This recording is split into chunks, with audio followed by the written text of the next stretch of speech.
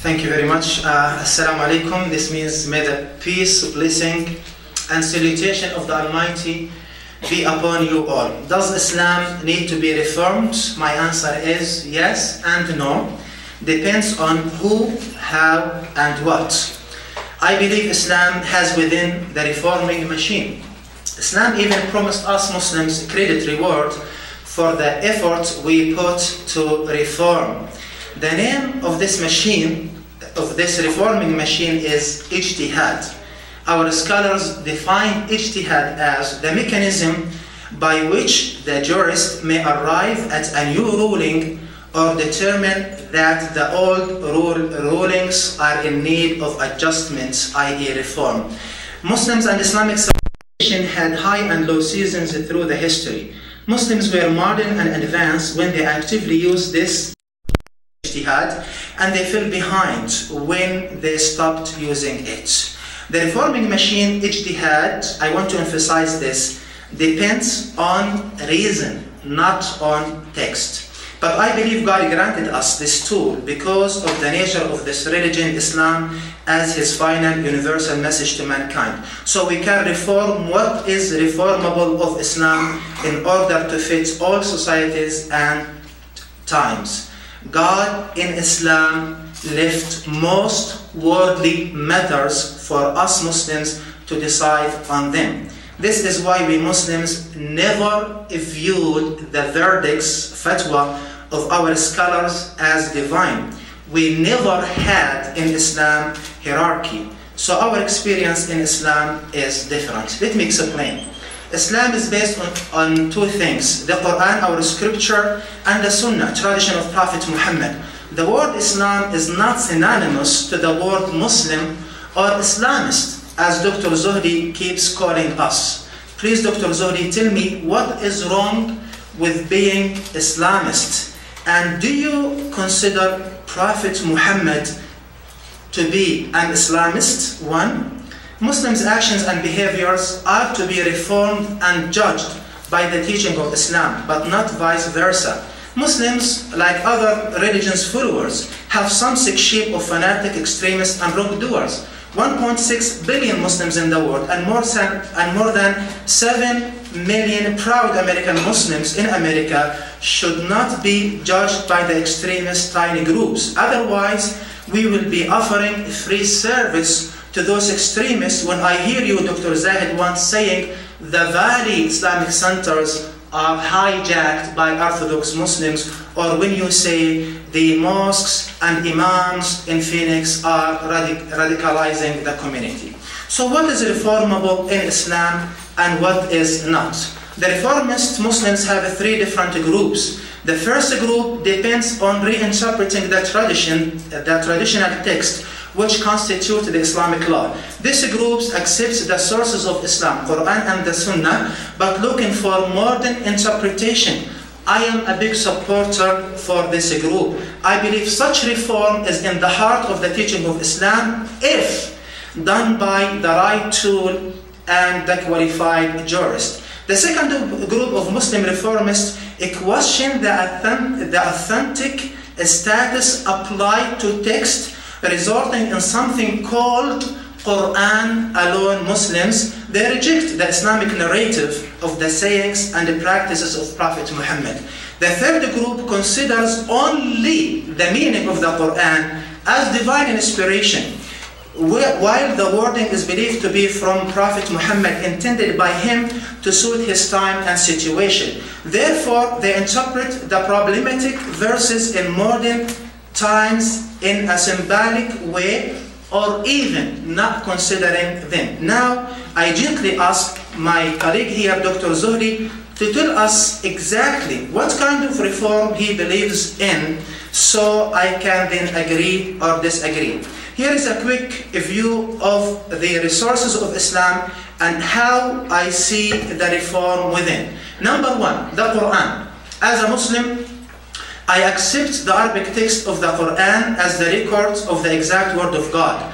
But I want you all to know that Quran was open since the early days of Islam to debate the interpretation.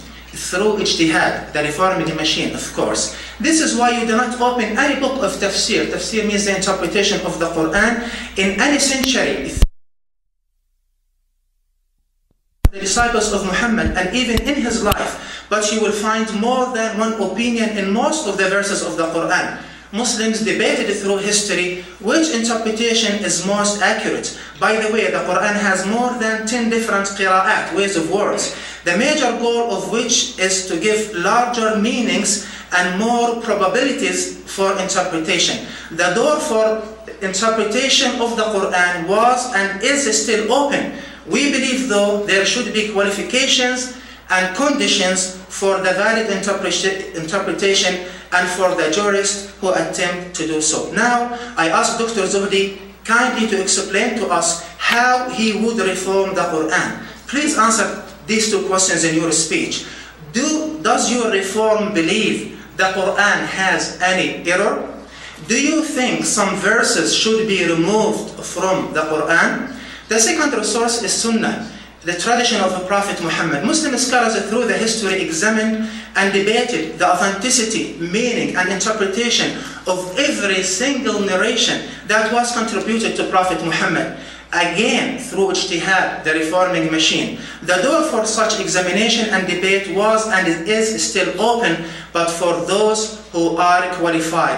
I also have a few questions for my brother Dr. Zuhdi on this. Do you, Zuhdi, as a reformist, recognize the Sunnah as a source of Islam? Do you believe in following the example of Prophet Muhammad as your prophet and leader? There are other secondary resources of Islam, but I want to emphasize this point. All of them are based on reason and the human intellect more than the text. So I want you here to understand that Islam set the platform for different aspects of life and left wide and flexible range for us Muslims to decide for ourselves. So Islam is not to be judged by other religions' experiences and reform. We Muslims should not reform certain things because others reformed them. For example, divorce was unlawful in Christianity. So many churches reformed and made that lawful. But divorce was lawful in Islam since the first day of Islam. In conclusion, I would like to say, here is my view on reform. Number one, we Muslims should look at the effort of the previous scholars as a heritage to learn from. We learn from history. We mainstream Muslims never thought to repeat history. We value the heritage and verdicts of our scholars in the past, but we never consider the verdicts of our scholars as divine. Number two, I believe this is the nature of Islam, a universal message that has the mechanism, ijtihad, to reform itself depending on the time and location. This is why you can find one of the rules our jurists set more than 1300 years ago says like this: تتغير الفتوى بتغير الزمان والمكان. Verdicts change with the change of time and location. So even in hypothetical Islamic state, various jurists and theologians will have different understandings and interpretation of Islam in any given situation, much like American judges will differ over the intent and understanding of the Constitution. Finally, I examine Dr. Zuhdi's view of reform, and this is why I do not agree with. Number one, the fear it creates between Islam and America as a secularist society over the concept of separation of church and state. Look, Brother Zuhdi, I want you to know that what we Muslims in America are asking for is what all Americans of faith ask for.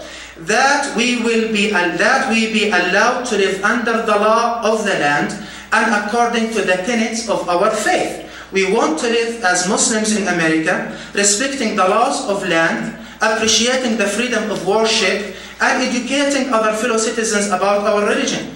Anybody who wants to convert to Islam, then he or she is most welcome. This is the true mission of us as mainstream Muslims in US through our major Islamic organizations like CARE, MAS, ICNA, ISNA, which you consider to be your enemy, unfortunately, and keep attacking them all the time. I believe this mission of living in peace in America and with Americans is done now through the empowerment of Muslim community in the civil life. Please, please, please, Dr. Zuhdi, stop presenting us as people who is planning to throw the US government and constitution away and to establish the Islamic State here. Stop picking up the statements of a few fanatic or ignorant ones and presenting them as if this is the standard of the mainstream Muslims, because by doing this, you are contributing to those extremists who want us all to believe that America is in war with Islam. Number two, Dr. Zuhdi wants to correct Muslims, but he keeps addressing what he thinks to be Muslims' mistakes with non-Muslims. I personally never witnessed him talking about his views in any local Islamic center. I am not sure even if my brother here, Dr. Zuhdi, know how many Islamic centers we have here in the valley. If you answer this, I will give you a thumb up if you have the right answer. You want to reform Islam? Good. But this needs to be done by engaging the Muslim community, not by isolating and accusing the community. Even if I agree with part of your theory for reform, but I see your practice not supporting it. The fact that you, my brother Dr. Zuhdi, are lining up with Islam haters like Glenn Beck, Shai Hannity, Steve Emerson, and Robert Spencer, and others who always focus on the negative things and love to show Islam only through the most extremist elements. Third Jihad, the movie that you narrated and featured you, was focusing on the most extreme figures to prove this point about the imminent threat of Islamism to US. You were with Robert Spencer on a Glenn Beck show. You agreed with him in every single point he brought against Islam and Muslims. Mr. Spencer is the one who is authoring a book now, wondering in this book whether Muhammad ever existed in the history, and you are lining up with him. He is the director of Jihad Watch, the most ever extreme website against Islam and Muslims in US, to the point if there is a car accident outside and one driver is a Muslim, Jihad Watch will list this as a terrorist attack attempt in US. So I see your friends. They are not the mainstream Americans.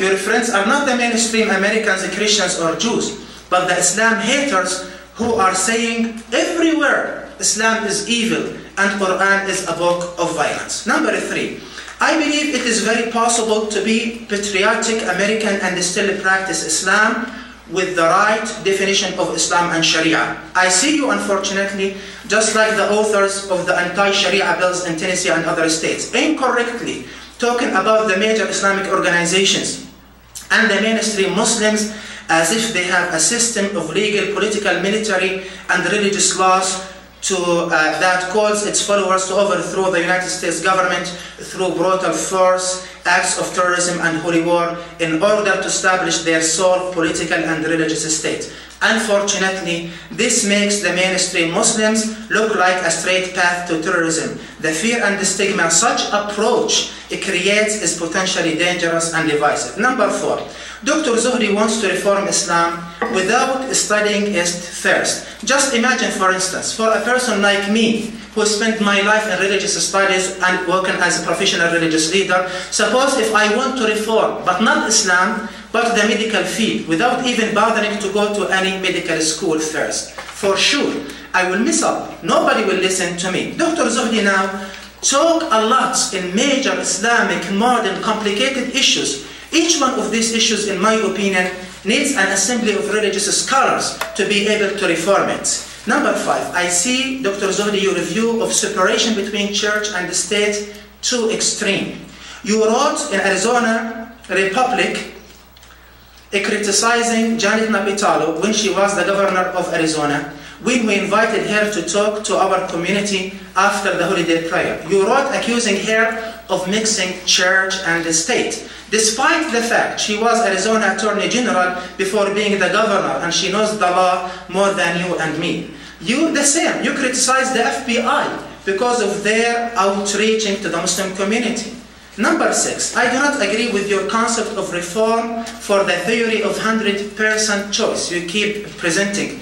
You say yes to alcohol because Islam is by choice, while God in the Quran, the book we believe in, says no to alcohol. I am asking you, how About drugs, do you want us to apply the same concept to drugs and make it in the hand of everybody and just let people choose? How about the dress code? Why the law here in America does not allow people to walk in the street naked?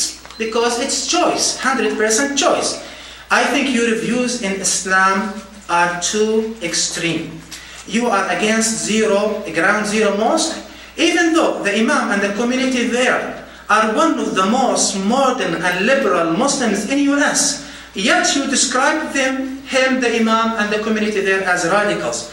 The sixth Imam case, for sake of God, you appointed yourself to be the expert in this case. You kept repeating in the media that the Imams are wrong. US Air was right to deplane the Imams. Yet you failed to call at least one of these Imams to ask him what happened first. Regardless of the fact that 5 of these Imams are local, live with you here in the same city. Thank you very much. Thank you, Mike. I'd like to thank Scottsdale Community College for having the courage to have this debate and allow us to have a discussion that's been long overdue for some of us doing this work nationally and locally for some time. Listening to Imam Shqeirat, I would think that the question was, does Zuhdi Jasser need reform? But you know, the reality is, the question is, does Islam need reform? And this is what we're here to talk about. You know, it's amazing to hear him characterize my comments. I would ask you to just go look at the YouTube videos to read my work and actually see what I actually said versus the way the propagandists portray it. But let's get to some substance about what we're here to talk about. You'll find that actually the Imam and I are in agreement about the fact that the Arabic of the Quran is sacred. It is the word of God to the comma, and that there is no fault or error in that word, and that the angel Gabriel gave it to the Prophet Muhammad in what we believe to be a sacred script that is without error. I believe Islam is without error. But the question is, which Islam, and what are we talking about? God's Islam is without error, but God is not speaking to any of us today. He spoke to the Prophet, we believe, through Gabriel. So at the time of the Prophet Muhammad, there was a correction factor about what the Prophet did, which was God talking to the Prophet through Scripture and correcting things as things went on. But once the Prophet passed, we then entered a time in which now it's no longer corrected by God, but simply man's law. So we can call it Sharia, which in Islam means God's law, but ultimately it's man's law, and whatever you call it. So what type of system should we have? I think ultimately, which the Imam was talking about, this machinery of Islamic Reformation that he calls ijtihad, which we all call ijtihad, the devil's in the details. I agree. What I'm talking about when we talk about ijtihad or reform, to me ijtihad means the critical interpretation of Scripture in light of modern day. How do you do that? If you listen to the Imam and others, to them it's an oligarchy. It means that only certain people, the scholars, the ulama, can do that. The rest of us who happen to have graduate degrees in other fields, the Imam can feel free to talk about politics, science, he can talk about medical ethics. Though I'm a scholar in medical ethics, do I tell him not to talk about medical ethics? But yet they seem to have opinions on every aspect of life which they have no degree in. But yet if we talk about Islam or Islamic law, we're speaking out of school because we're not trained to do that. And part of Americanism, which is I think what this debate is about, is when we talk about reform, is are we as Muslims here to bring Islam to America and teach everybody about how great our faith is? Or are we here to absorb Western ideas into our faith so that we can modernize and bring certain aspects into modernity? And I think very much missing from what he said today was what is the details of reform? How do we do that? What is the details of ijtihad? And he didn't get into any of that, any of the topics. And the bottom line is why is this important? It's important. The main acknowledgement I yearn to hear from imams all over the country is that it is this absence of ijtihad that is causing radicalization. I didn't say his mosque was a terrorist mosque, which is what he told his congregation a few weeks ago.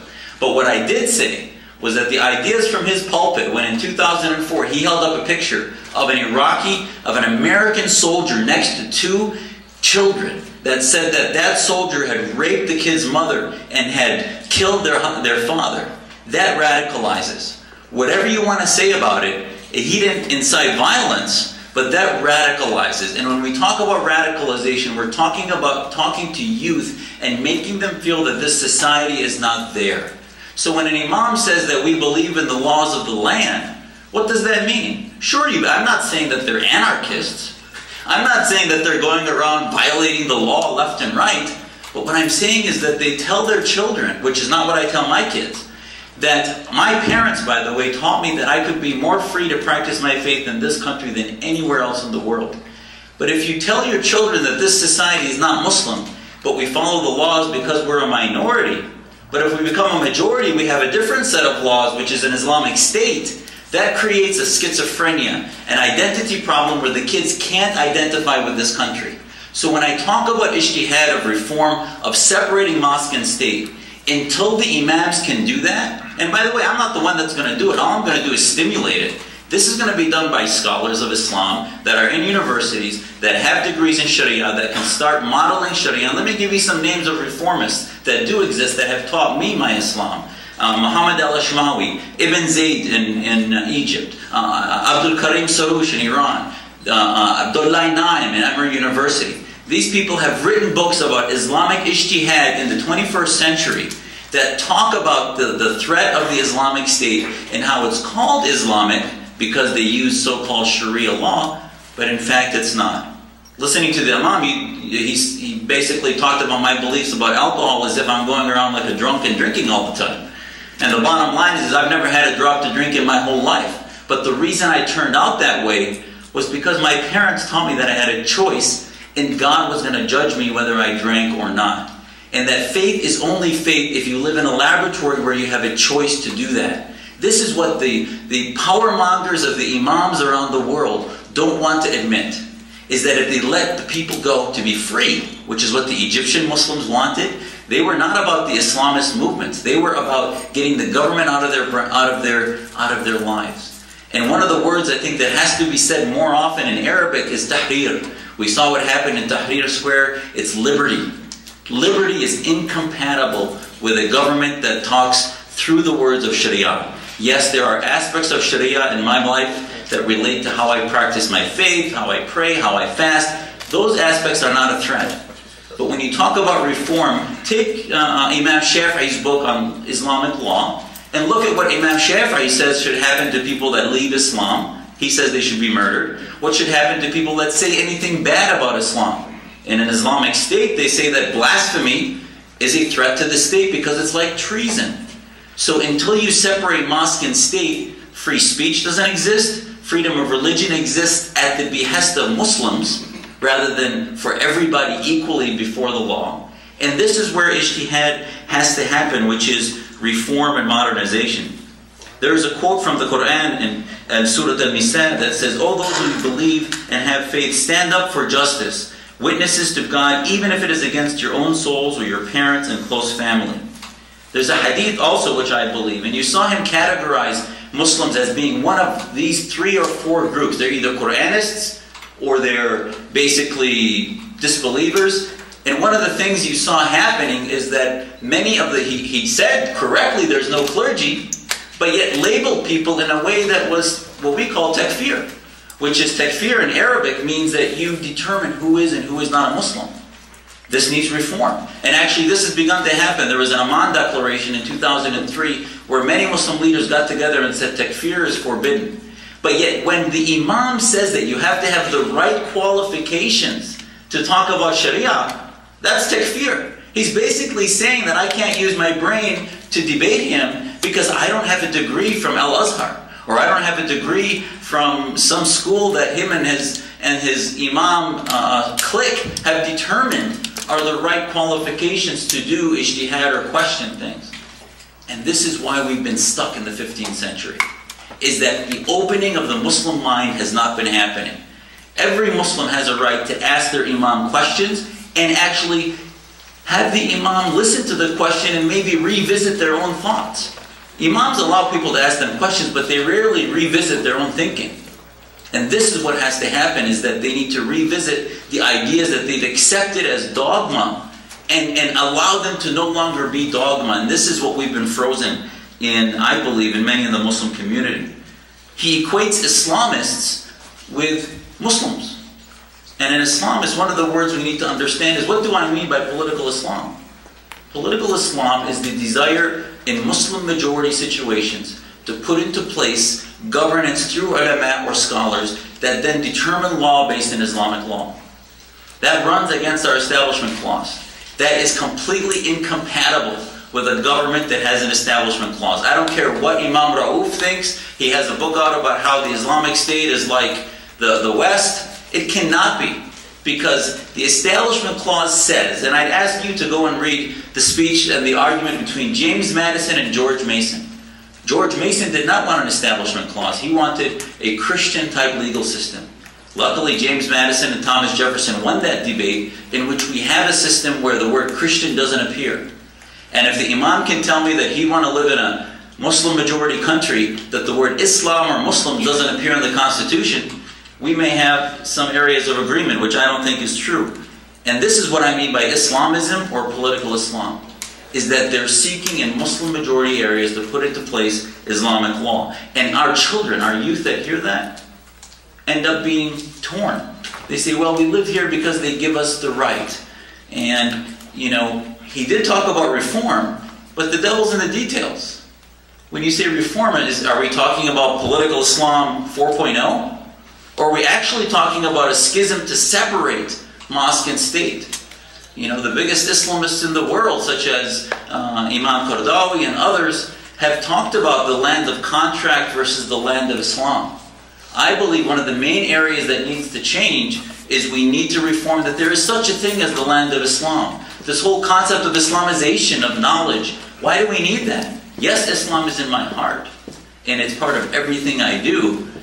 But if you're going to live in a society like the West, that's pluralized, and we all have equal access to government, whether we're Jewish, Christian, Baha'i, atheist, whatever it is, you can't Islamize knowledge. You can't Islamize society. And until Muslim leaders start to say that this is not our goal, they can't put a little footnote, well, it's not our goal because we're only 1.5% of the population. We are in a unique role in America, which is we can create foundations like the American Islamic Forum for Democracy that can send these ideas to Muslim-majority places, Muslim-majority communities. So, by the way, he opened an invitation. I would be happy to go to every mosque in this city if they invited me. We have reached out to the mosque in this city. They actually boycotted the rally against terrorism that we had in 2004 because we insisted that they make clear statements about condemning terrorism and not equivocating and giving excuses and things like that. But yet, this is the thing, is that the Islamist leaders will often formulate an image outside and then present something different to you. And I think one of the things that has to happen in reform is that we say the same thing in our mosques, at our dinner tables, that we do in public and on TV. Some of the areas I think that need reform are, for example, the concept of ummah. I believe the ummah is a very valuable concept for every faith group. We all have our faith communities. But ummah to me is useful for socialization, for zakat, for worship, for educating my children in mosques, etc. But I don't think the word ummah also means nation. And I don't think that that meaning needs to have any more value to us as Muslims. We need leaders to say that ummah as nation is no longer necessary. And this is something I have not heard Imam Shqeirat or any of his colleagues saying. Yes, I believe the Quranic Arabic is perfect, but again, he asked actually a very good question, which was, do I believe the Prophet Muhammad was an Islamist? That's a great question. Was anywhere in the world separating mosque and state in 610 AD? Nowhere. Secularism and the thriving of a government with the First Amendment did not happen until 1789. It took Christendom 1789 years to understand, render unto Caesar what is Caesar and unto God's what is God's. So the Muslim community, the question, and this actually I think points out that the Salafists, Salaf in Arabic means those who are the friends of the Prophet. The Salafists will look backwards and always say, we want to imitate what the Prophet did. I believe the better question is to say, do I believe if the Prophet Muhammad was alive today, he would be an Islamist? I do not believe that would be true.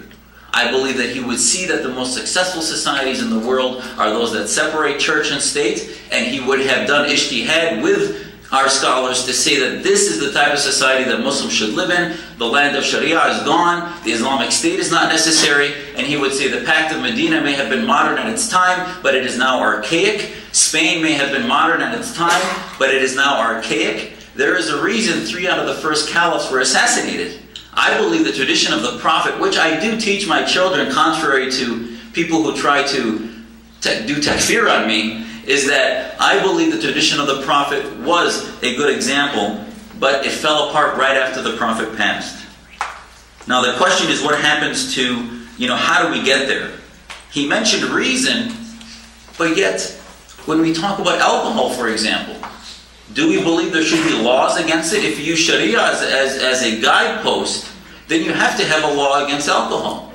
But it no longer becomes a tested principle. What about other areas? I think one of the biggest areas of reform is the education of imams. They should have, before they study religion, they should have PhDs in philosophy and literature and Western government, in the liberal sciences that we have in the West. But they become so narrowly focused on Islam and the faith and the theology, they think that this is all that there is to life. And this is where they become very myopic and become threatened by people that are scholars in other areas. What is our vision? Why is this relevant? I think we need to acknowledge that the Nidal Hassans of the world, as I said in my testimony at the hearings on radicalization, the Nidal Hassans of the world don't turn out that way overnight. And what I want him to answer and other imams is, what are they going to do to prevent the Nidal Hassans from radicalizing 10 years before they start down that pathway of hating this country, believing this country is against them, etc. And I think one of the things that you'll find is their constant defense or attack against people like me is to associate me with others without dealing with the substance. And I hope that we can get beyond that and see that if you don't like what I say, if you don't like the people I show up with, please respond to what I said when I was on Fox or when I was on CNN or when I was opposite another person. And this is, I think, what's very important. And I think ultimately, the whole reason I do this is I fear for the legacy of my children. And I think that ultimately we need textbooks that speak to what the Imam says and what many of us say. And I would say, I would ask any of you to find Islamic legal texts that support this type of system that we have in America. And I think that would be the way to de-radicalize and counter-radicalize. And I think to say that, well, for everyone to believe, that's not enough. We need textual evidence that these ideas exist. Thank you. Thank you very much. Just for records, when the moderator gave me the red light, I stopped my presentation. Dr. Zuhdi took a few minutes more. It's not fair. Anyway, in a quick response to what Zuhdi said, I never uttered the word of takfir. Takfir means accusation of disbelief. In my presentation, I kept calling him my brother, my colleague, more than one time, as you witnessed. I talked about what I mentioned because I believe the topic, the title of the presentation, the debate I was invited to is, does Islam need to be reformed and how? The issue was not what is needed to be reformed in Islam.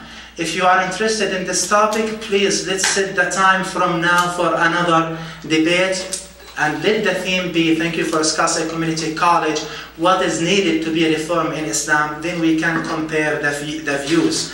Number two, I would like to say this. The rally you mentioned about condemning terrorism, we imams, Muslim leaders, Islamic organizations condemn terrorism all the time. But excuse me, I don't want to say more than this. What you just presented is misinformation about what happened. And I heard you repeated that more than 10 times in the media. What happened that day, you distributed a flyer saying imams and Islamic centers are calling for a rally. I myself saw that flyer, I was not aware of it, called other imams, guys, is this your job? Nobody of the imams was aware of this. We went to the Interfaith, Arizona Interfaith with Dr. Paul in Phoenix. We found Zuhdi there. Who said this?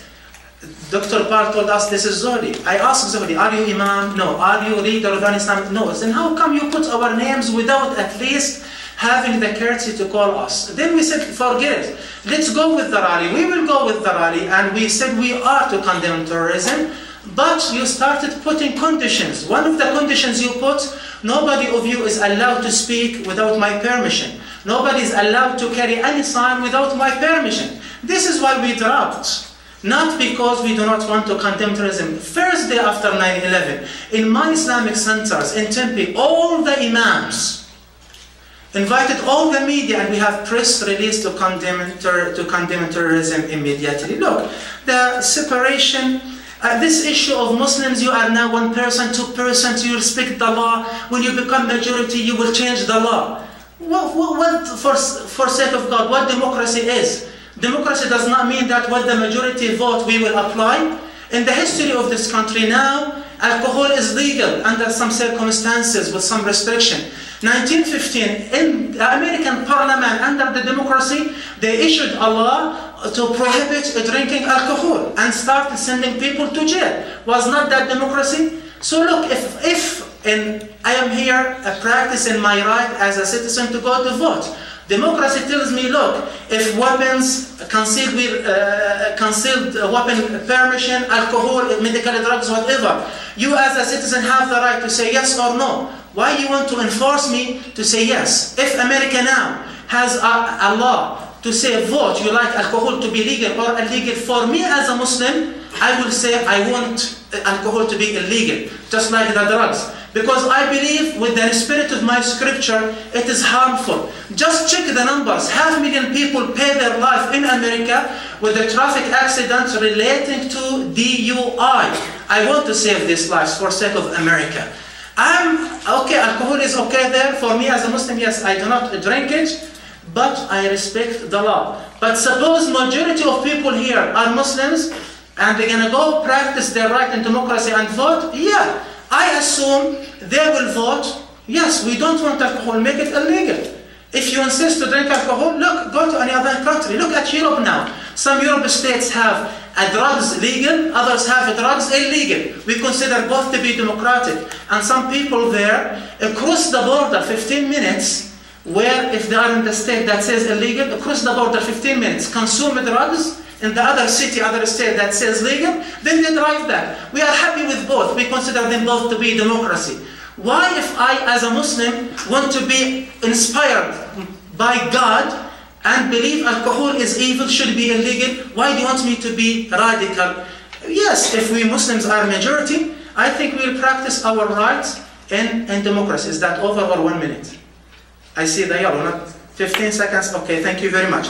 Look, Zuhdi, 57 countries in the world with majority of Muslims are secular now, and never heard anyone have majority of Muslims. None of them I heard that throw away the secular constitution. Look at Turkey. The president is Muslim, the prime minister is Muslim, and they still function with the secular constitution. So what kind of secularism we are talking about? I appreciate and respect and love the secularism presented in America. It's not like other secular society. If I have a hat, they will arrest me. Thank you very much. Thanks, appreciate it. You know, it's interesting, as I listened to him, he had another opportunity to take ownership and responsibility for radicalism and terrorism and to say that this is a problem we have to fix, and he again missed an opportunity to do that. And you wonder why radicalization is increasing exponentially. I confronted him with that question repeatedly in my remarks, and he's more focused on going over 20 seconds than actually dealing with the problem. And you know, the issue is that this is why we have leaders in our community that are so busy trying to apologize and find excuses and not taking ownership for ideas that separate our youth from this society. And you know what? I think we just realized one thing. He does not understand democracy. He thinks democracy is 50% of people plus one voting on something. That is not democracy. If you look, this country, as much as our founding documents are beautiful, we had a civil war until we finally understood that slavery wasn't part of democracy. We then had a civil rights movement 100 years later until we started to understand what it actually meant, what the Equal Protection Clause meant, what a lot of aspects to our Constitution meant. And yet, we hear people talk about democracy, and it sounds like, well, it's just a mob. That's actually mobocracy. When people vote and you go by the wish of the majority, that's mob mentality. And if you look at the Egyptians actually, and this is I think one of the things I'd like all of you to leave here with understanding, is that he mentioned that I had a problem with the FBI reaching out to the Muslim community. They did not reach out to the Muslim community. They reached out to the groups that have the word Islam or Muslim in the yellow pages and happen to be activated by wanting to represent Muslims. You see, by definition, those are usually Islamists that want to unify and collectivize our group politically as Muslims. Most Muslims don't want that. And in Egypt, this debate is very normal. The Brotherhood right now is going around in Egypt trying to convince people that they're not going to put Sharia law in because they know if they say that, they won't ever get elected in Egypt.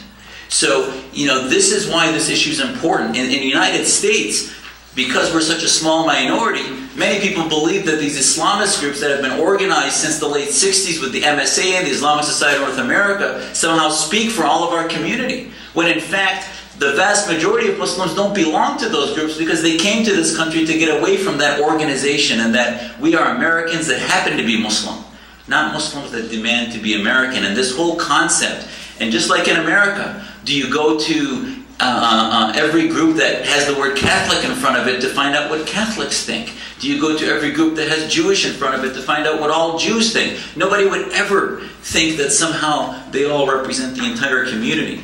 But yet the Imams get up, or Islamist groups get up, and they say that they represent the community. And they say that others of us do not. And yet none of us are saying that we represent the community. But at the end of the day, what we have to understand is that we are diverse, that we are asking for a lot of this. It's interesting that somehow he believes, he didn't really look back and see that the experiment on outlawing alcohol in America didn't work, because freedom dictates that things be legal in order for it to work. That the government cannot mandate morality. That's the problem with Sharia and government. It's not that the principles are off. Yeah, I don't drink, but once government makes it mandatory, more people drink. It's like when you try to tell your kids not to do something, more of them will try to do it.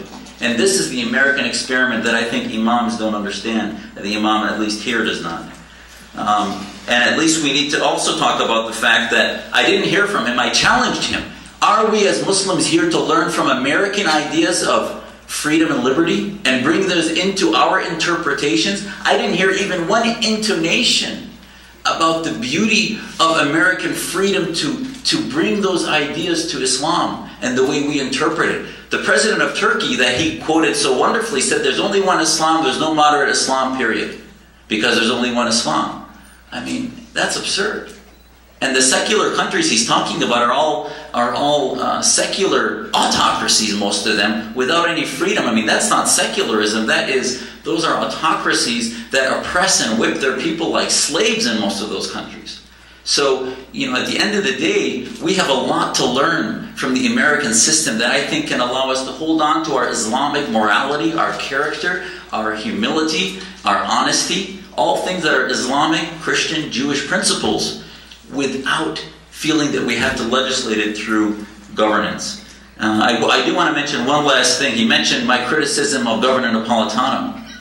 Again, when she came to speak to our Eid ceremony and prayer, it would be just like the governor going to a Catholic church on Christmas Day and giving a stump speech.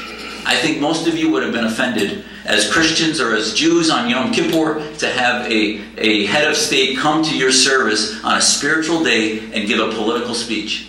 That is what the lead, and it wasn't her fault. If you read the op-ed that I wrote back in 2003, I said it wasn't her fault. She was exploited by political Islamists that brought her in to make a point.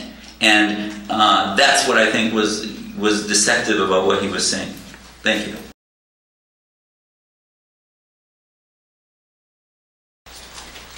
If I may address the Imam, Chief Allah, and two questions. The first one is, as I understand it, in the Hadith it says, he who leaves his Islamic religion, kill him. So the first question is, did Muhammad say that? And number two, do you believe that order should be obeyed? Thank you very much. Again, the topic here is Does Islam need to be reformed, and how? This was my focus, and I'm calling really for another debate or meeting to discuss what is needed to be reformed. That time will be suitable to discuss this. Number one. Number two, tomorrow by noontime, I'll be talking to the law college in ASU, to the law students and the professors, with details about the Islamic laws, including these issues. I will just discuss them with details. You are most welcome to come there. I will answer you. Absolutely nothing exists in the Quran about this issue. What the Quran says, as 2:57, let be no opulsion in religion. Prophet Muhammad said this, I believe, but Muslims through the history have different views. One of them is Muhammad was the governor of the field.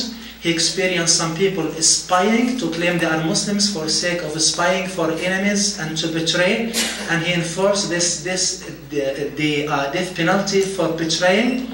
It was not intended to be for all times. This is one of the reform, so to speak, views on this issue. Thank you.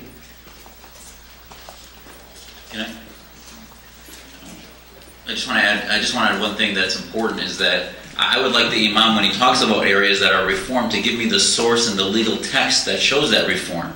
Because if you look at Reliance of the Traveler, which is the Shafi'i text on legal tradition, that's sold on ISNA's website, the Islamic Society of North America, as the main text. Zayd Shaker says that it was the book that made him Muslim when he read Shafi'i's Reliance of the Traveler.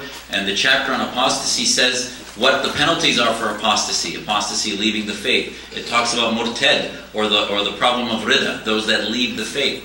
Now the reformists, like Ibn Zayd and others, will tell you, and Al-Ashmawi in Egypt talks about the fact that the difference, actually, I disagree with the interpretation of the good Imam. The issue is when I was in the Navy, I could not, in my service, have told my commanding officer I'm leaving the military. I signed up for 4 years. In the middle of that time, if we were in Somalia, which I was, if I told him I wanted to leave, he'd say, no, you can't. You may not. Or I'd be put in prison for desertion, etc. This is what happened, is that the Prophet's military could not leave the Muslim military. And that, I believe, got confused over time with leaving the faith. Yes, if you belong to the Prophet's military, you would be punished just like our American soldiers are punished if they leave the military. But the problem is, in that interpretation, it involves separating mosque and state. We need to talk about jihad, the reform of jihad. Yes, there's a personal jihad that we all have as a personal challenge, but what about jihad as a military concept? Until you change the concept of ummah as nation, the concept of jihad, Faisal Shahzad, the terrorist in New York, said that he was part of a Muslim soldier who was committing jihad for the Muslim people. That type of thing is not just some psychotic thing. He's getting that out of a reformist, which was a Wahhabi movement. So we have to talk about how we reform, and I believe we do it by adopting American ideas. I've still not heard you endorse reformation through the adoption of American ideas. And I think that's such a key thing. If you don't look at freedom and liberty as the mechanism for reform, we're basically dancing around the issue. Assalamu alaikum. I just wanted to make a comment that the brother who said to Imam Ahmad, you insinuated that for some reason that he doesn't love the country. And I forgot the exact thing that you said, but on multiple occasions he explained specifically how much he appreciates and loves America. Number two, he has no obligation to condemn terrorism, even though he did. But he is not obligated to condemn terrorism. Do not expect every time an African American robs a bank that some African American somewhere has to come out and speak. Every time a North Korean shoots up a school, another North Korean must step up and talk about it. He has no obligation about some radical Muslim somewhere. Second, thirdly, also remember that many Muslims feel that the United States of America was responsible for the September 11 attacks. Now this is something you have to understand. Many Muslims feel that way and many Americans feel that way. This is not something that's revolutionary. Do you understand what I'm saying? He doesn't have an obligation to come out and say these terrorist acts are wrong. We know it through our religion. His congregation already knows that it's wrong, that terrorism is wrong. Anyway, he's asking me the question.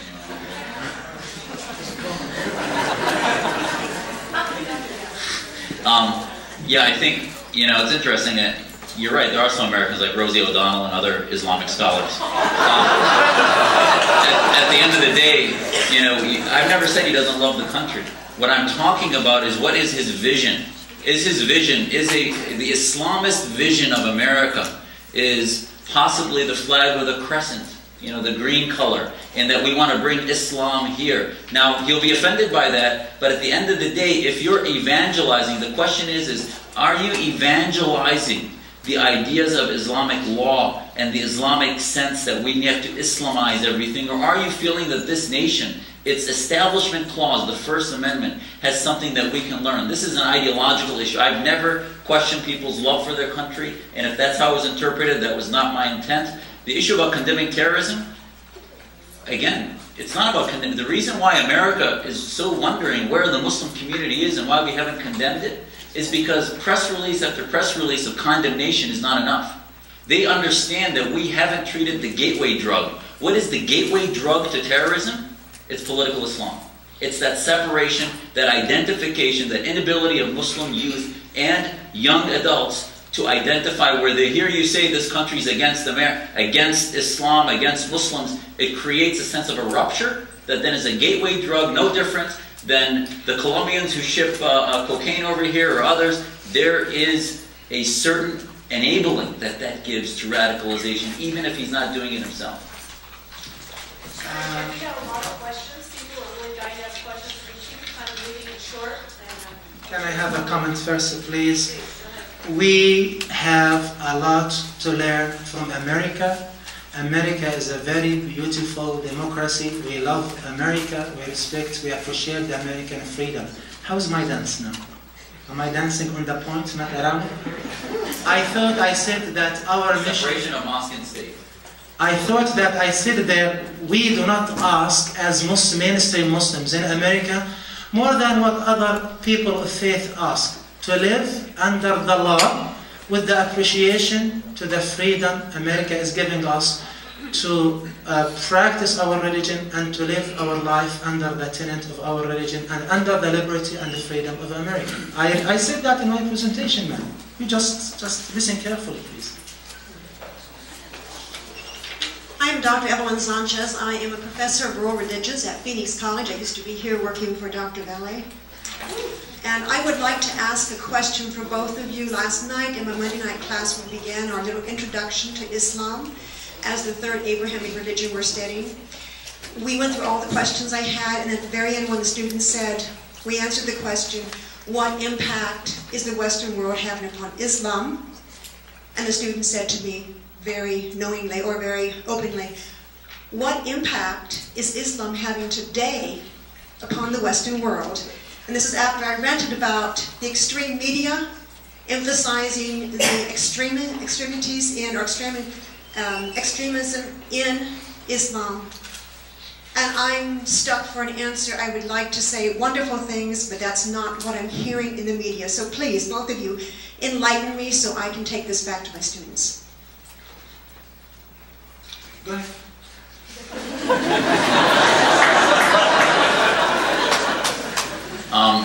You know, I think that's a great question. Is you know, what are the good things that Islam is bringing to the West today?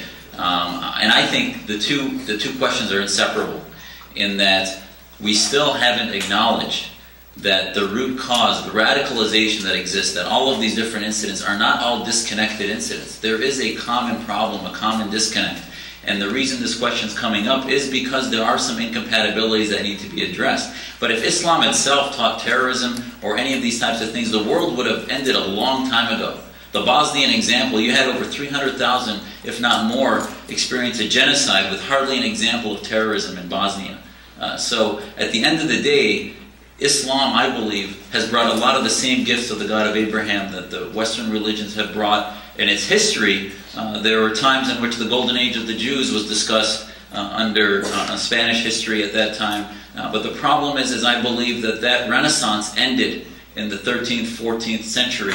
And we have not been able to recover the skills of critical inquiry, of multiple schools of thought. We whittled it down to 4 in the Sunni and a few others in other traditions, and we've not enabled this debate to happen, Tom Friedman talks about the fact that there have only been 300 English books translated to Arabic, as discussed in the UN Development Report. So this is the issue, is that because of oil, because they haven't had to use the resources between their ears, they've been using the resources under the soil, they've not had the same type of stimulus for reform and modernization, and that allows the input of outside ideas. And I think the movements now in the Middle East are going to allow that to hasten.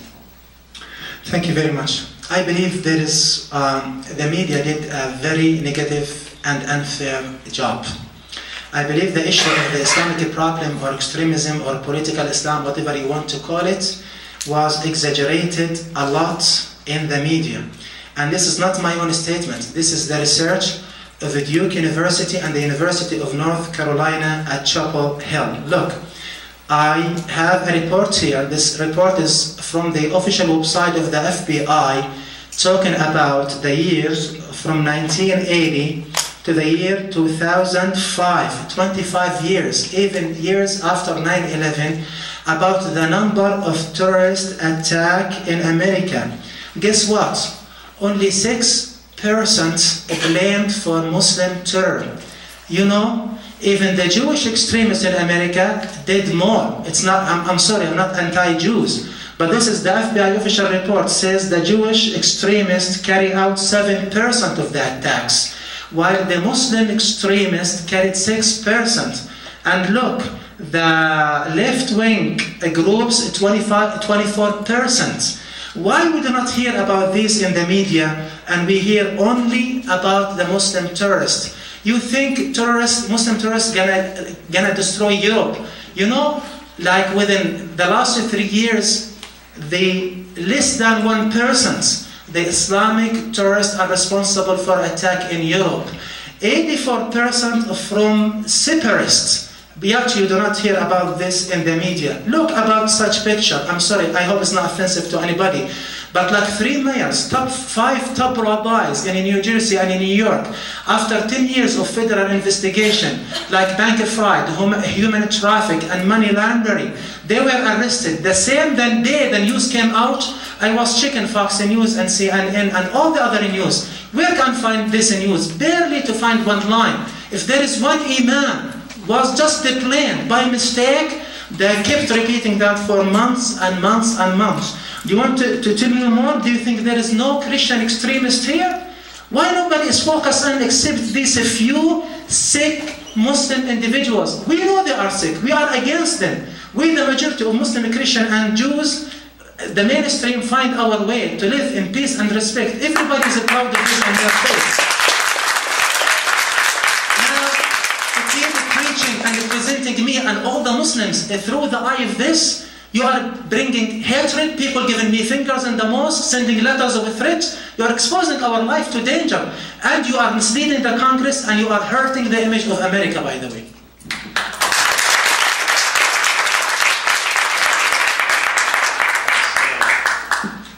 I had a question for the doctor and a comment regarding the media. You said that you wanted the imams and all the imams of the Valley to take responsibility for Islamic radicalism. Now, depending on that, do you think it's fair that Glenn Beck, Bill O'Reilly, Pamela Geller, and Robert Spencer take responsibility for all the hate they've caused with the Muslim cab driver getting his throat slit, with the vandalism of the mosque in Tennessee? That's one question. Now, a comment regarding media coverage. I just want to know how many people here have heard this. When back in Egypt, a church was bombed, and during the Christmas Mass, one of the great scholars in Egypt said that people who committed this are godless, and it is the Muslims' duty to defend the innocent. And 100 Muslims showed up at that church and offered themselves as human shields to the threatened Christian community. And the Christians did the same thing when the government regimes were taking advantage of Muslims during prayer and beating them. The Christians themselves got together and the same thing, human shields. Now, that's one question and a comment. Yeah, I think, first of all, the example you gave of the Muslims providing a shield I've used before, and I think is an example of those Muslims, I think, are heroes. They're courageous. They are examples of the Muslims I'm talking about. By generalizing the comments I make, you're not I think you're missing the point of what I'm saying, is that when I talk about political Islam being a gateway drug, I'm not saying that it advocates violence. I'm saying that we need to acknowledge which ideas. Still, listening to the Imam just now, he's in complete denial. Complete denial by saying that these people are just sick. It's not a sickness. It's like, let's use the alcohol example. It's like saying drunk driving has nothing to do with heavy, moderate drinking. So what's the drinking? It's certainly not Islam.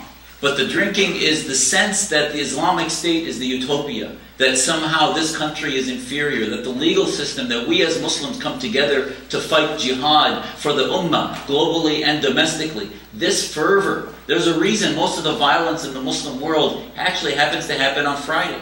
I mean, because a lot of times the sermons are not about love. I mean, look at Christian Reformation. I'm not saying that our Reformation needs to be the same way, but it changed from being about hell and brimstone and God's fear to about God's love and the mysticism and spirituality of faith. This is what we're talking about, reform that needs to happen. And the ownership, I'm saying, you know, it's interesting. You talk about responsibility. You have, to use one example of some cab driver, and the statistics he's using about Jewish extremism are just absurd. Out of the last 220 arrests on terrorism in the Department of Justice, over 180 were Muslims. That's just in America, let alone globally what's happening. So, and this is the one we can fix. I'm not going to, you know, just because I appear on Glenn Beck or O'Reilly or any of these, it doesn't mean I agree with everything they say. What did I say on those things that you disagree with? And we can talk about my ideas. But these are venues that have millions of Americans watching them. So it's important that they see ideas like we're talking about, rather than labeling them in a way that I think is exactly what you stand against. Sometimes I hear you speak as if you're representing the youth in the Muslim community. I'm a youth member. My name is Zuhdi. I'm the ASU co-president, Coalition of the Human Rights. I'm also a member of the Muslim Student Association. So I'd like to say a comment and a quick question. Out of all the Muslims in this room, who agrees with the can all the Muslims in this room raise up your hand, please? Okay, now please keep your hands up. Out of all the Muslims in the room, who agrees with Mr. Zuhdi Jasser? I agree with Honor, because he's the first. Okay, thank you. So in terms of who represents who, it is evident that the majority of the people, or at least the Muslims in this room, recognize Imam Ahmad Shqeirat as our leader, or their local leader in the Islamic Center of Tempe.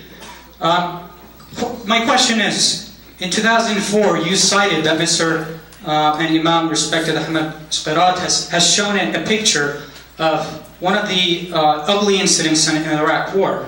And at the same instance, you told him that he must condemn terrorism. My question to you is, out of the 4 million orphans, Iraqi orphans that this war has created, would you have the eye, if I bring one of the orphans that is in Phoenix, would you have the eye to tell him what happened to his family is not terrorism? That's my question. You know, I think it's interesting that you're Imam Shaheen's son, right? Am I right about that? Yeah, I'm just saying that. So you have a personal, you seem to have a personal interest in this. So I just want to, you're doing polling, you profile the audience and force them to say what their religion is, and I think that that's an interesting way to do things. But, you know, at the end of the day, these ideas you talk about, you just profiled the entire American military. And the bottom line is that the American military is not committing acts of terror. Sure, there are some people that may have done things that were immoral, like Abu Ghraib or other things, but I served 11 years and I never met one American soldier that would do such a thing. So if you get offended of being labeled in some ways, I would be careful to label the people that are keeping you free. And this is what you need to remember.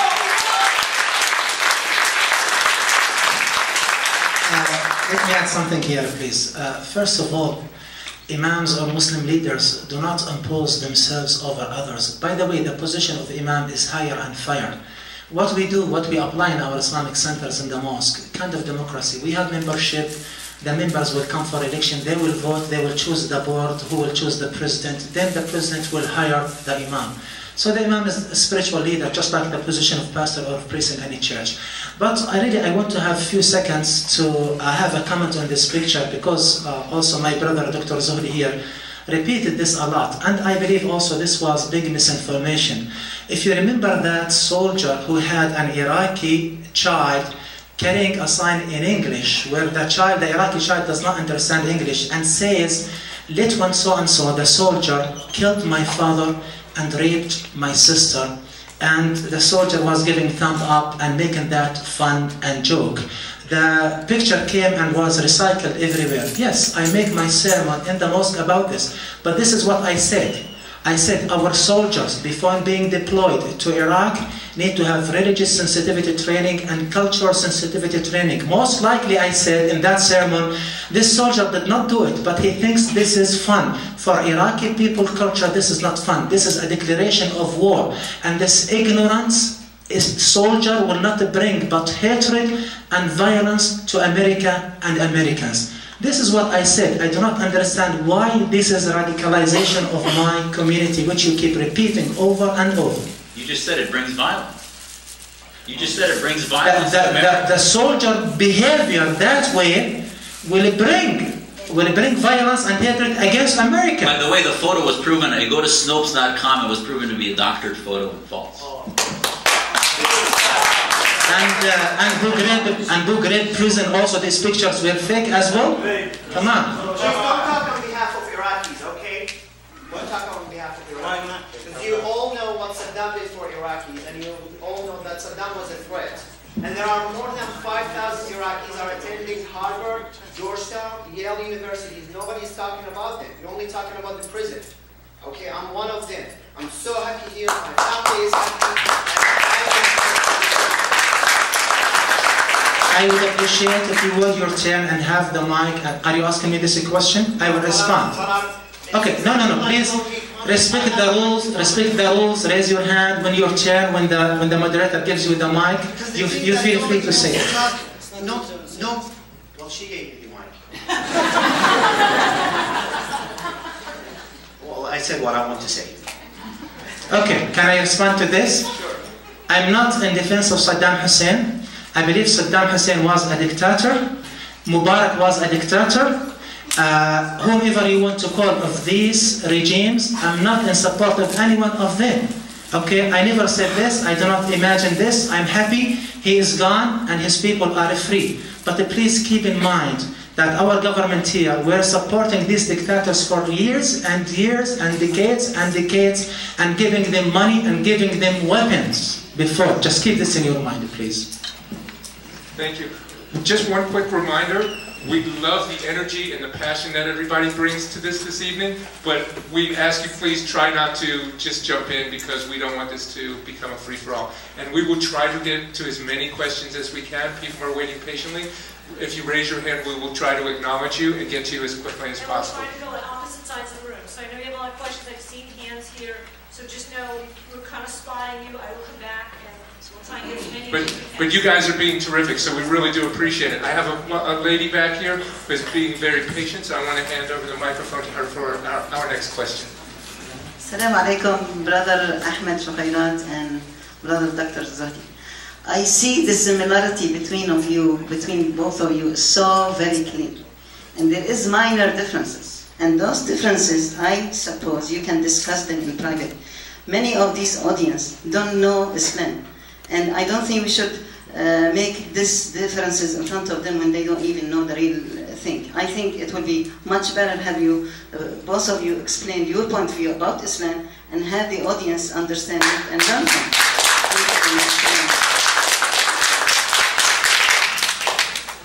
Thank you very much. Can I respond to this? Thank you very much. Absolutely, Dr. Zahid, Dr. Muhammad Zuhdi Jasser is my brother, a Muslim like me. I'm not claiming to be better or something. We have different views. What I wish from him, just when he sits in front of the camera on Fox News and CNN, just to speak the way he speaks now and the way he speaks with us Muslims. I see now a few big similarities and few differences. But believe me, in front of the camera, in front of the Congress committee, I feel this guy is a different person than the one I know here for 13 years. Well, I don't know how to respond to that other than say that you've characterized my testimony in Congress in a way that was completely false. in that you did not listen to it. And if you look at the substance, there's nothing different in my testimony before Congress than what I said here. I actually repeated a lot of the same things. So it's interesting that, you know, and I would tell you, sister, that I think you underestimate the intelligence of the American people of understanding where the problems are regarding Islamic reform and the sources. And by the way, I may not have been invited in mosques locally here, but I've been invited to mosques in Boston where I've spoken. I've been invited to mosques in Florida and elsewhere. And Columbus, I gave a talk to the largest mosque, Noor Mosque in Columbus. They disagreed with a lot of what I said, but they were open to the ideas and we went and spoke to them. And at the end of the day, we had an open discussion. And I don't think that simply being critical of certain groups and their ideas, I mean, these are political movements that use the word Islam and our faith as part of their political movement. So for me to disagree with them, it would be like telling a Republican not to disagree with the Democrats and name the Democrats. And the Brotherhood legacy groups in this country that came out of the Muslim Brotherhood political movement, it is very normal and natural for me as a Muslim to say, you know what? I don't believe in those movements. I don't agree with them. I don't like the way they use us as a collective and the way they identify.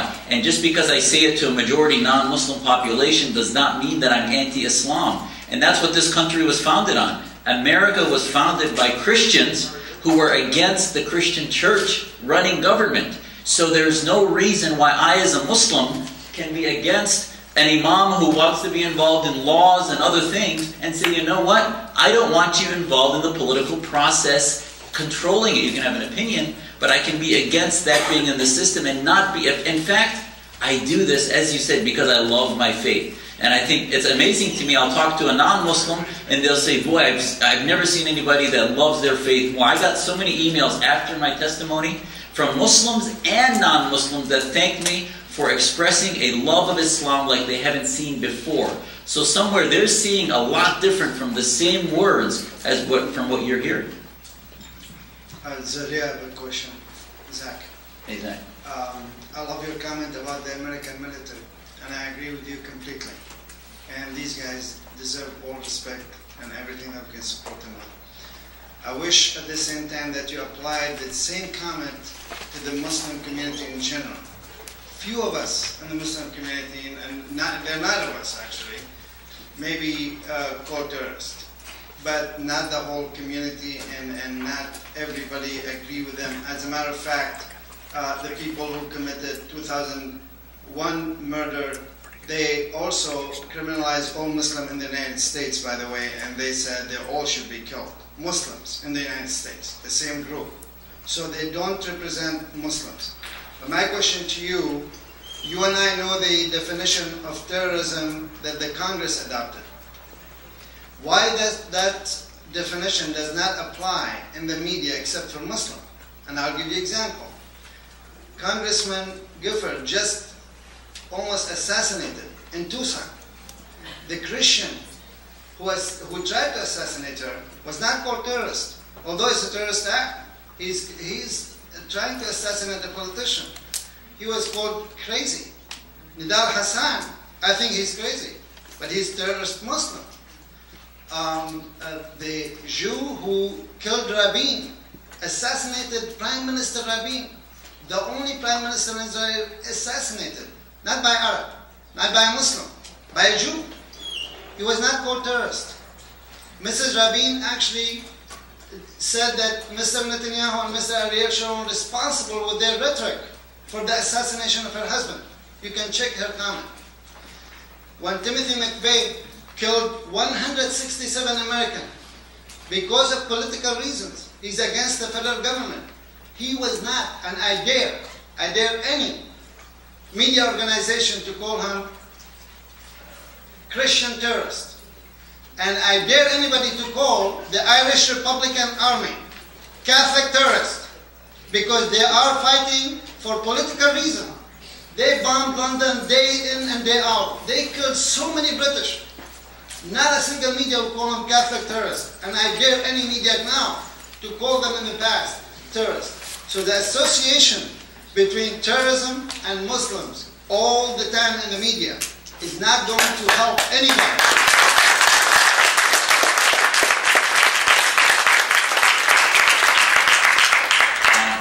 Zeki, you know, actually the first part of your question, I agree with completely, actually, in that I wish we were able to do things like this in the media, 30, 40, 50 minutes, where you can expand on ideas. And we talk all the time in our American Islamic Forum for Democracy with the Muslims that are with us, and when we work with them about the fact that we spend too much time on the negative, on trying to fix the radicalism and all the negativity, and not enough time on the positivity, on all the good things, all the Muslims that, and you know, the issue is you're right. I think that many people in the mosques that may be listening to some of the sermons that are, I believe, radicalizing, don't like it, but they don't speak up. They just walk away, go back to work at 1 o'clock after Friday prayer, and they don't go speak to the board, they don't change things, they aren't looking to control and exert their influence to reform. And I think and I said this repeatedly, now, I may not have given it equal balance because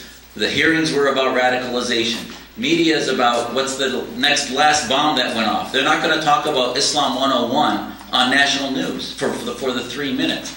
But I couldn't, if you can help us figure out how to get those messages out in a positive way, because I have said this many times, but I should say it more. The vast majority of Muslims are here because they love this system, and this is the type of system they want to live in. But I think we need to acknowledge the connection. The issue of terrorism, you know, I think there's some denial involved in your answer there, because we have to recognize, yes, there's, you know, the IRA are Christian terrorists. Terrorism, by definition, is not what happened to Congresswoman Giffords. Terrorism is a political part of a political movement to effect political change by targeting non-combatants. That's the definition of terrorism. This man was a schizophrenic or a psychotic that was not treated appropriately and acted out. He was not part of some movement, and, you know, this is the issue, is that we have an issue. Terrorism, by the way, what we're talking about, to me, is just one little symptom. There's a much bigger problem, which is the growing influence of political Islam around the world. And right now, the Middle East is going to switch, I believe, in many countries, from secular dictatorships to significant influence of Islamists, unless we give them a third option, which is liberty and this type of system that I love. That's what I want to talk about, because that, I believe, is a better system than the Islamist system, and I think that it's preferable to me as a Muslim. I'd like to say this, please. I think there is no evidence that the militant Islam or Christianity, the political Islam or political Christianity or political Judaism is linked to terrorism by any means. I can be religious, I can be a politician, I can be peaceful and respectful. Look, there is a study here, the book titled Terror in the Mind of God, for Mark Jurig, and he concluded in his book that terrorism exists in all religions, including Buddhism. This is why I say the sick sheep are everywhere. Look at Robert Pape, the political scientist at the University of Chicago. He released his study, which was widely respected. The title of the study is Cutting the Fuse, Moving Beyond the War on Terrorism. And he concluded there, listen to this, that the vast majority of suicide bombing, over 90% of them are motivated by foreign military occupation. And the goal is tactical, to kick out the occupation power. It's not motivated by theology, it's not motivated by preach, it's not. And look, Timothy McVeigh was going to a church, the church is preaching against the federal government. He carried his terrorist attack in the 1995. In the morning when they sent him to death, his pastor, I watched him on the TV, came out, his pastor, saying, I asked him to mention my name in heaven. No persecution there, no media deal there, okay? But when the sick guy is a Muslim, for sake of God, the media will never, wherever I travel in the airport, these CNN screens are busy with a guy with beard who is a Muslim, even if he, whatever minor thing did. I think it's too much exaggeration in the media, where people now have the impression, my God, this religion, these people, this is the problem of that. I know we're getting close to the time we're supposed to end, but we have so many questions. If the speakers are okay, we stay just for a few minutes and try to get to some more questions. If you're all patient, we'll try to get to as many as we can.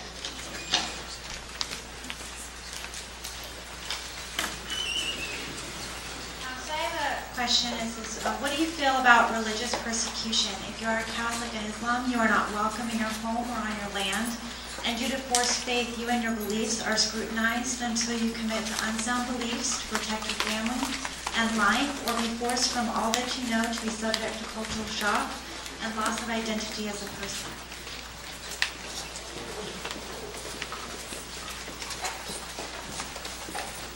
Well, I think this is the question that we need to answer is, you know, many will dismiss Saudi Arabia, for example, as not being Islam because the Wahhabis are extreme, but yet they don't allow you to bring a Bible into the country. You can't go to church there, and you hear some imams dismiss that as not being the Islam that the rest of us practice. Well, where are they speaking out and condemning that? Where are they speaking out about reforming that? And you're exactly right. The 57 countries he talked about form the Organization of the Islamic Conference. These countries, all of them Muslim majority countries, would not sign the UN Declaration of Human Rights, which talks about that exact issue, about religious freedom. Our Presidential Commission on Religious Freedom addresses these issues, and the countries that are in the top 20 of violations of religious freedom are mostly Muslim majority countries. And that is because they would not sign the UN Declaration. They signed the Cairo Declaration of Human Rights in 1991 that talks about Islam being protected by the government, about blasphemy laws, about the fact that other religions get their rights from Islam, not inalienable the rights from God like our Constitution, but from Islam, which is a very different way to look at it. So I think, you know, you hit the nail on the head on issues that we need to reform. And, you know, as far as the link of political Islam, I need to answer that. I would ask you to look at the work of Abdul Rahman Wahid, one of the previous presidents of Indonesia. 40 million Muslims are part of an organization that he runs. And Lib for All has done work. They have a book coming out called The Illusion of the Islamic State that talks about how that concept of the Islamic State is linked to radicalism in Indonesia and throughout the world. The CIA has a whole center that studies the strategic analysis of political Islam and its threat about feeding the minds as far as supremacism. Swedish centers in Europe on studying counterterrorism are focused on the influence of political Islam upon those ideas. You don't hear about it because it's not politically correct, because most of the K Street Muslims that are in Washington, that are activists, are part of this movement and control what we discuss because of political correctness. Now, Zuhdi, look, out of these 57 called Muslim countries or Arab and Muslim countries, you know for sure they are not deriving their laws and their views from the Sharia or from Islam. So Islam is not responsible for the corruption they have. Actually, most of them are managed and led by control from America or Russia or Europe. You know that for sure, because of the support they get. The influence, yes sir. Where was your press releases on condemning all these countries? Where's your press releases? CARE, a year and a half ago, asked for $15 million from Gaddafi in Arabic letter. Can I finish? I respected you. You said what you want to say. Now it's my turn to say what I want to say. So Islam is not to be responsible for this. You keep repeating this is Islamic State is going to be a threat. Look, Saudi Arabia now is applying the narrowest ever concept of Islam. Very, very fanatic, very, very orthodox. But I see that big ally of America, and please ask President Obama or the White House if the Saudi government is a threat to them. I see hundreds of billions of the Saudi money invested in America. I see this wonderful relationship with them, even though, I'm telling you now, I do not agree with such version of narrow and orthodox fanatic Islam, the Wahhabi that Saudi is applying there. In my opinion, the problem is not Islamic State or secular state. The problem is which view, which values will be controlled. Credit us something little for the history. Muslims in the history for hundreds of years had Islamic State. When church in Europe was persecuting and killing the other Christians and Jews and Muslims, the Jews used to run to the safe haven provided to them by Spain, by Turkey, when they were controlled and ruled by the Muslim state. They were enjoying the tolerance, the religious freedom. Look at Church of Nazareth in Palestine now, and look all the Christian sites. They were under the Islamic ruling for 1400 years. With honor, with respect, as is religious used to practice the religion and the Jews with no interruption. Ma'am, let me just ask you, would you rather live in Spain of the 13th century or in America today? Can you tell me which one? Choose. Pick one of the two. Professor Bani, did you give him the mic to ask a question?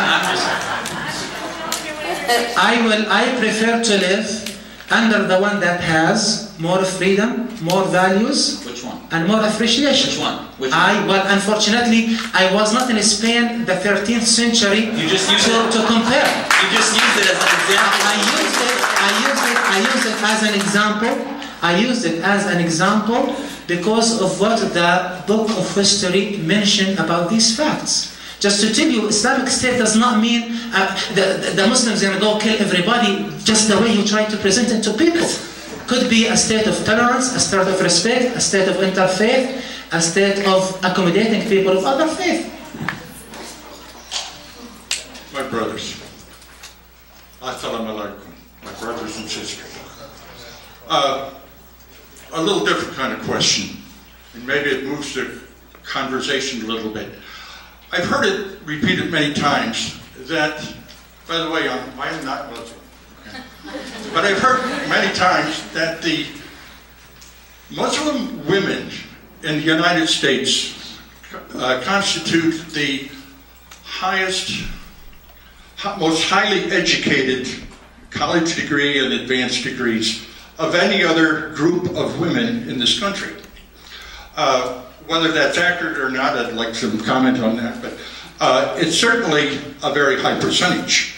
And it seems to me that you see a process of reformation in that very act, that women are seeing an opportunity for freedom, for productivity, for realizing a more complete life. And I'd like your comments on that. Yeah, I mean, I think one of the things that you'll see in a lot of my writings and discussions is that a lot of the reform against theocratic Islam or the control of Islamic communities by imams is going to happen through women's movements.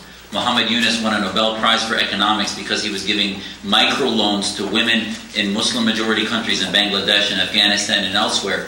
And those women, when they were able to be financially independent and have their own businesses, finally had the strength to tell their fathers or their brothers or their husbands that, you know, their interpretation of the Quran is probably wrong, and they're going to reinterpret it on their own.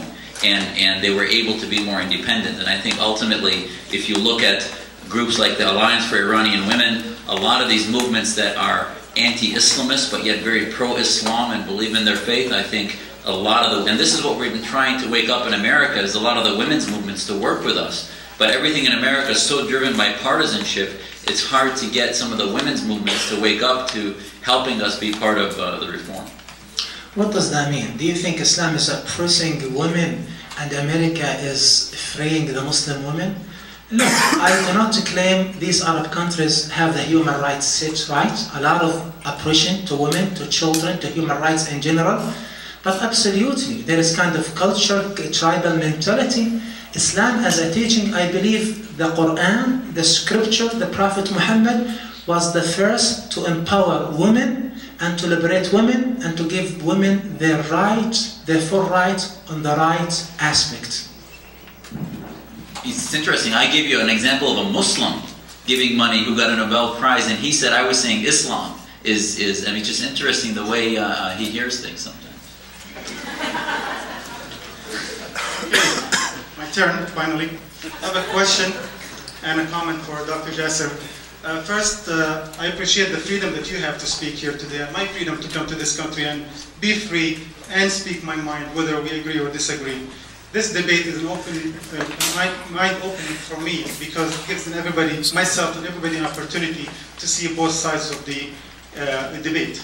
Now the question, in your congressional hearing, you said that you never met a Muslim that would not turn in a terrorist to the authorities in this country. So your research and study and presentations on the media about the Muslim becoming more radicalized, what are you basing it on? Is it based on imaginary Muslims that you see in your sleep, or who else? Please let me know about that. Second, my comment. If holding a picture of an American soldier abusing an Iraqi civilian, which happens, meaning it's radicalizing Muslims, that means CNN is also radicalizing Muslims and Americans as well. Al Jazeera is too, actually, quite a bit more than CNN. Yeah, I think actually it's interesting. I applaud you for actually saying some of the falsities to my face that you've been writing in your newspaper here that I've brought with me. And, you know, at the end of the day, you know, I believe when you talk about radicalization, you're missing the whole point of what I'm saying, is that radicalization is an ideology. It's a continuum of a Muslim starting to feel against this society. My circle of friends, whoever those people are I know, I've never personally in my clique of Muslims that I know met somebody that wouldn't turn in a radical right away. But the problem is what about the Imam in Minneapolis who lost 5 or 6 Muslims that went to fight jihad in Somalia? What about the Imam at the mosque in Northern Virginia who 4 Muslims then went to Pakistan to fight in jihad? What about Muslims all over the country? What about Imam al-Awlaki who gave sermons in Denver, in San Diego, and elsewhere? And if you look in the internet and in writings, you won't find too many Muslims criticizing their ideas. Before al-Awlaki became a radicalizer, he was being radicalized. So we as Muslims, if we love our faith and our community, should be trying to make some hypotheses about why these people are getting radicalized rather than attacking people that are figuring out, trying to say, well, why are they getting radicalized? What is it that's driving them away from this society? And these are parts of it. And you know what? You're right. The American media did, for example, by propagating this Quran-burning nutcase in Florida, did have some radicalization aspects in what they did. This is all part of the conversation. But to say that somehow, and you know, it's interesting that in the discourse that you use, you put in your newspaper that I don't even attend a mosque regularly. Where'd you get that data? I mean, I have my family that go to mosque, and you write things that are completely based in fiction. You have propagated a cartoon against me, which was actually a hate-filled cartoon that would be considered hate speech. Yes, you have freedom to do that, but it's certainly not an intellectual, respectful, academic discussion based in facts.